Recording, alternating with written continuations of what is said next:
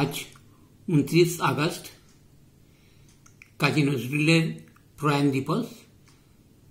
ভারত, বাংলাদেশ সহ পৃথিবীর নানা প্রান্তে এই দিনটি অনাড়ম্বরভাবে পালন করা হয়। এই ব্যাপারে একটা লেখা সোশ্যাল মিডিয়ায় এসছে আমার কাছে, ওটা এখন আপনাদের কাছে পাঠ করে শোনাচ্ছি। কল্পনা করুন একটি দৃশ্য, আপনি অসুস্থ হয়ে একটি হাসপাতালের বেডে টানা 1 বছর 1 মাস 7 দিন ধরে শুয়ে রয়েছেন। আপনার কাছে আপনার চেনা মুখ কেউ নেই। তখন আপনি কি চাইবেন এইভাবে বেঁচে থাকতে নাকি মুক্তি পেতে? কল্পনা করতেও কষ্ট হচ্ছে, তাই না?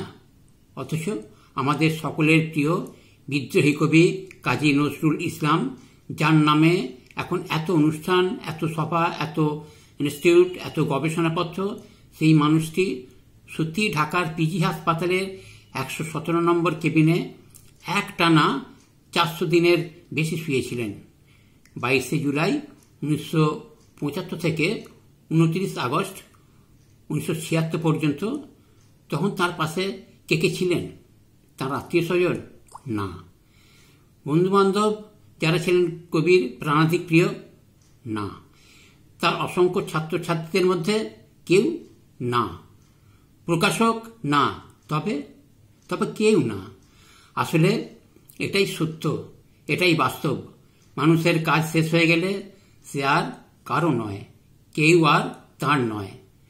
শুধু কেবিনের দরজার সামনে চুপটি করে সারা দিন রাত বসে থাকত কবির পুরাতন ভৃত্য কুষা, যাকে একদিন পথ থেকে কুড়িয়ে বাড়িতে নিয়ে এসেছিলেন কবি।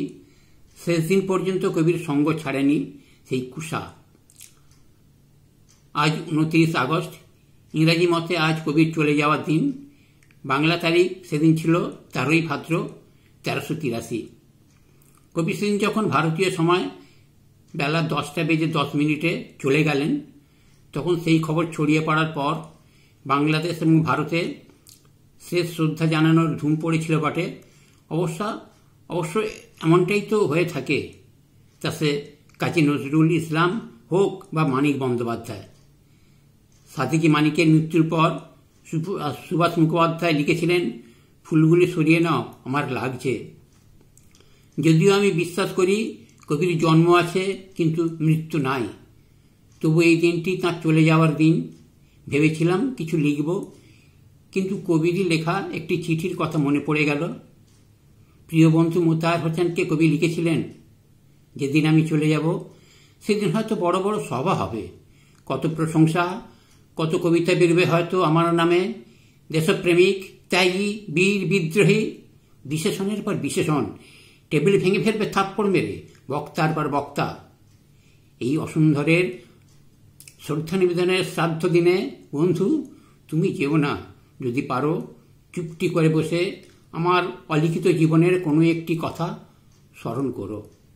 তোমার ঘরের আঙিনায় বা আশেপাশে যদি একটি ঝরা পায়ে পেশা ফুলও পাও, সেইটিকে বুকে চেপে বলো, বন্ধু আমি তোমায় পেয়েছি, প্রিয় দুঃখ মিয়া, আমি তোমায় পেয়েছি, তোমার আবার মৃত্যুদিন কি?